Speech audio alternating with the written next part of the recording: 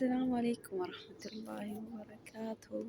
جرت وبلينتي أني هذا هو بقى فتني الشمع ركفوني من دي سنين أرأه مال قبل سنين في جرا مال سنين دي بيجرا مال تجرا قطري كيسا مال تجرا مال قبتني يتني ورنو قافتني تديا لا سنين تمنا قطري كيسا وانجرو أني هذا هو بقى نقان فتني ولما سينا سنين جدا من كيسن لايك شير سبسكرايب gochuun nu bira dhaabbadhaa maatiin nuuf ta'aa siniin jedha baga gara mana keenyaa dhuftanii seenaa oluma seenaa siniin jedha kan waan jiru sinitti himna akkasii baga nagaan dhuftanii hundi keessaniyyuu har'a bashannana qabna har'a bashannanoinna fiigicha qabna siniin jedha nurraan hafina fiiguu inna ispoortiin jabeenyaa ispoortiin jaalala maalidha jechirra ispoortii hin beeku jechuu akkasii fiigicha jiraarra obboleeyyan tiyya har'a akka sa'a Itoophiyaa sa'aatii meeqatti jedhan sa'aatii 12 akka Itoophiyaa sa'aatii 6 Qaataritti jedhame san akkasii nurraan hafinaa akka nu waliin fiigdanii isiniin jedha nu fiinnee isin maaf teettanii hin fiinaa waliin bashannanna waliin ispoortii dalayna isiniin jedha hundi keessaniyyuu akka nurraan hafinaa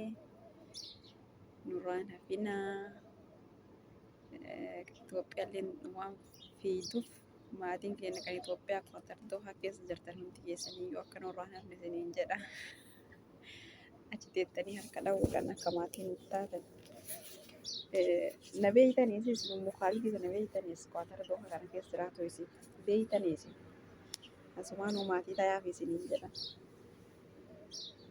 fiigicha kanallee qophaa'aa fi garuu qorra jira achi dhaqeetteenii ilaallee qorra baana kaame akkasitti nurraan hafina hin fiina kaa fiiguu qabnaa mitiiree biyya teenna fiina jedhani biyya qabnaa biyyaa fiinaa jechuun nu biyya hin qabnu maafi biyya akkasii biyya teenna fiinaa namni Itoophiyaarraa bakka bu'ee fiigaa jirus ni jira jedhamee jira isin maal jettanii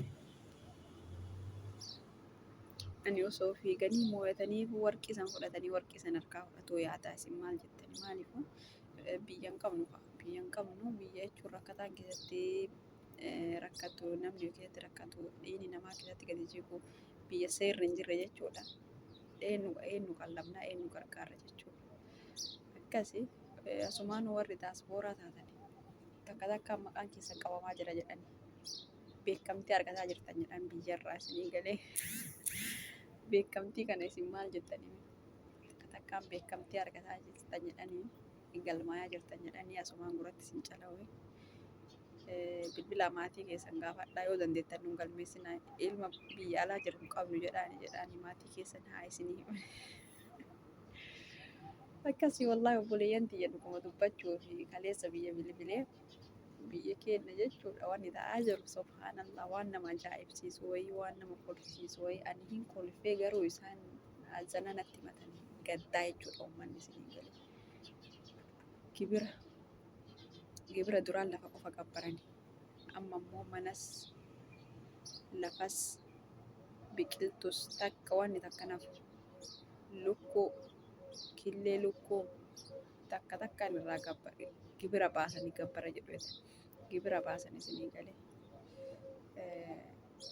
achi lafa wayiitu jira namni tokko fakkeenyaaf haxirii qabaa barzaafii qabaa buna qabaa jimaa yookiin caatii qabaa kun hundee takkaan lakkaa'amee irraa birrii kafalama takkaan jechuudha akkamitti lakkaa'amee kafalama yoo jettanii muka haxirii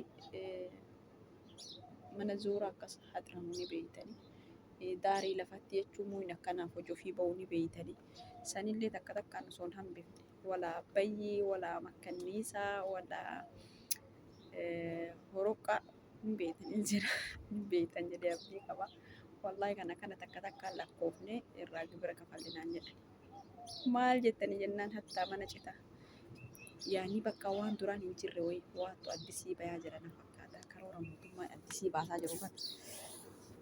Akka biyya arabaa jechuun warra hayyama waraqaa hin qabne as keessaa bayaa jedhaa jira. Akka biyya keenya waan qabda irratti gibira kafalaa jedhaa jira. Eeshi biqiltuu kana amma fakkeenyaaf waggaa kana warri keenya gibira kafaleerra. Biqiltuu akkanaa irraasatti baatee dhaabattu jechuudha. Qoree akkanaa irraasarra bahee dhaabatu irraa kafalan. Eeshi waggaa dhufu maaliifuu kafaluun barbaadanii haa gibira sanirraa kabbaruun barbaadan waan ta'eef hin ciran. Ofirraa ciranii ofirraa dhabamsiisanii ofirraa balleessan. Yoo kana garam deemaa jirti biyyi keenya gara kam deemaa jirti? Isinmee akka xiinxallaa siyaasaa tokkotti biyyi keenya tuni garam deemaa jirti? Biqiltuu har'aas jirtu yoo borasii dhabdan marri isaatu yoo sodaatee tumaan ofirraa cire maaliifuu waan garaa ofittuu nyaatan dhabanii biyya keessatti jiruun qaala'ee waan ta'eef. Gibira kana fuudhanii gara qarshii 17,000, 8,000, 9,000 mukarra deemanii muka lakkaayanii maal jedhanii kanarraa kafalchiisan ofirraa ciran namuu jechuudha. Anillee ni asii ofirraa cire atis wajjin ofirraa cirtee misoomni huni gara fuulduratti garam deemaa jirti biyyi teenya jettanii yaaddan meesi.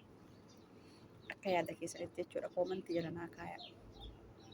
Akkasii wallaahi hedduu tokko nama yaaddessaa hedduu tokko ulfaataa. Ay mootummaa biyya keenya hiyyeessi dararame wallaahi lazii magattii ofii qabu rattuu dararame. Leesh rakkoo kana guutu rakkoon hagana ga'e kun maaluma jedhani. Wallaahi dhugama daasbooraa biyya alaa jirullee galmeessaa jiran jedhani. Ani dhugaatu isinitti hima. Galmeessaa jiranii gaafa kaanii jechuun ilmi hankee biyya ala jiraa birrii haganaa hirgisiisii birrii haganaa fidi jechuun isaanii nafu. Manillee daasbooraa keessatti lakkaa'amaa mire mana taa'a.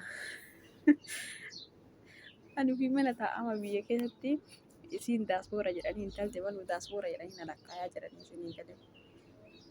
Eeshi amma yoo kana isin maal jettani? Akka yaada keessanitti maal isinitti fakkaatame? Mootummaan kun sirrii jira jettammoo sirrii hin jiru jettani? Uummata miidhaa jira jettammoo uummata miidhaa hin jiru jettani? Yoo akkatti rakkataan gama naaboo gama sihii wallaahi laazii dhimimmaan namaa kana. Dhimimmaan namaa kun dhiigni namaa kun wallaahi maal akka isaan godhu rabbii keessanii jedha. Rabbiin garuu akka namaati miti. Nu jiraachise har'aan nu gahe sababa badii nama